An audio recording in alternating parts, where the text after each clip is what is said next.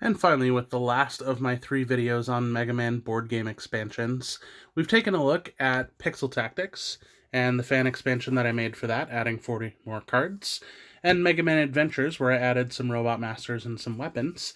And to finish, we are going to take a look at the binder, or how I keep and display these games for myself. So, to look at the binder, we're going to skip ahead to Mega Man 2, just to kind of show you the format. This is the most complete collection of Mega Man Robot Masters anywhere. Even the Robot Masters Field Guide by Udon Entertainment doesn't include things from Mega Man and Base 2. And so, in addition to being a fun game, it also just is a nice collection to look through at all of the Mega Man classic characters. So what I've done is on each page, I've arranged the Robot Masters in the stage select screen order of the game that they come from, with a page divider in the middle that shows the box art of the game that they came from. And all of the box art, I've chosen to do the Japanese version. As you know, American and European varies widely in quality. And so even though it says Rockman instead of Mega Man, I really like the look of those for page dividers. So backing up, we start with Dr. Light Labs and Dr. Wily Labs, showing the recurring characters from the series. So it's nice to have Mega Man, Roll, Tango, Rush, all there together on the same page. And Dr. Wily, we've got some of the other recurring characters, even ones that weren't built by Dr. Wily, like Proto Man and Duo, and also Dr. Cossack and Kalinka. Mega Man 1, we have all the Robot Masters that you've seen, plus Time Man and Oil Man. Putting them in there, I consider them canon from Mega Man 1 because I think Powered Up's one of the best games that has come out in Mega Man history. Mega Man 2 you've already seen. Mega Man 3 and 4 are all games from the original, or all cards from the original Pixel Tactics game. So there's nothing I added in here. Also with 5 and 6, all of these were in the original. But then we get to Rockman 7, and we have Slashman, who was from the original game, and then all of the rest are fan expansion cards that were made in the Duo Purple box. And the same with Mega Man 8.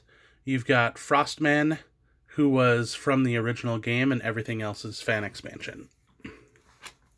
Going on from there, I thought about doing Mega Man and Base, but I decided to go with 9 and 10 instead.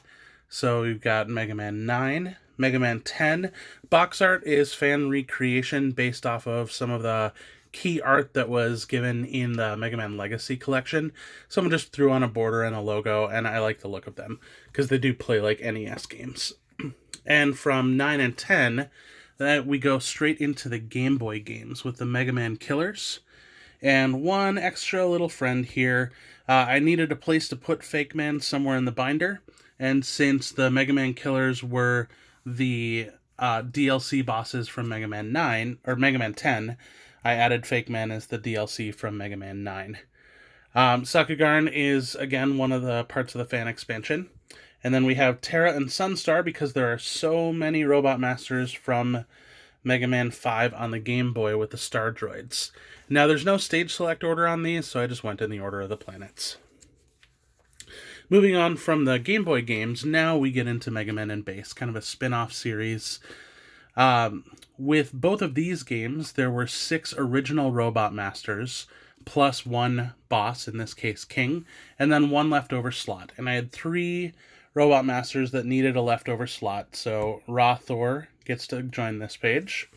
And Bondman gets to join this page. Bondman is a famous scrapped robot master from Mega Man 1 that has gained a little bit of a cult following in the Mega Man fandom.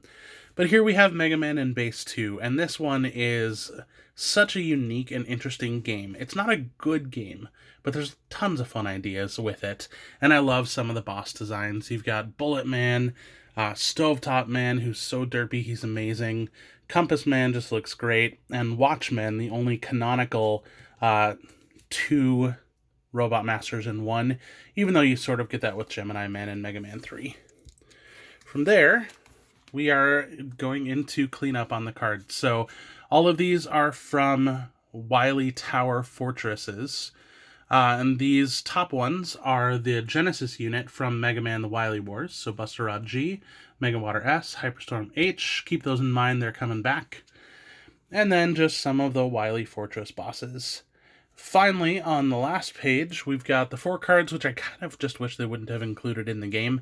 But they're here, so I display them. These are just standard enemies that are recurring in the Mega Man series, followed by the box art for all of the Mega Man Pixel Tactics games, including the Duo Purple Fan expansion, where I created box art for that. Now, moving on to Mega Man Adventures, we're going to need to shift this entire binder 90 degrees and take a look at them. So Mega Man Adventures is the same thing where I've got all the Robot Masters arranged in their title screen order, but I actually included a title screen, or stage select screen, not title screen. Mega Man 1, they didn't have portraits, but in the Genesis version they did. So I took the portraits and I worked backwards and recreated them in 8-bit instead of 16-bit, adding portraits for Oil Man and Time Man. This is a very nice way to view all of them together. And this is going to be upside down, but they've all got the stages on the back. Mega Man 2.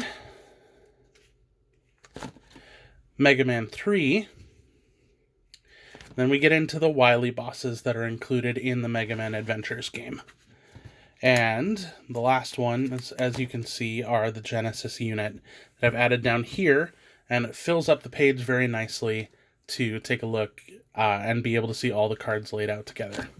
So I thought that was just a fun way to finish off the series, just to show you through my binder, and my kids love borrowing this, looking through it, and I love looking through it too. Hope you have a great day.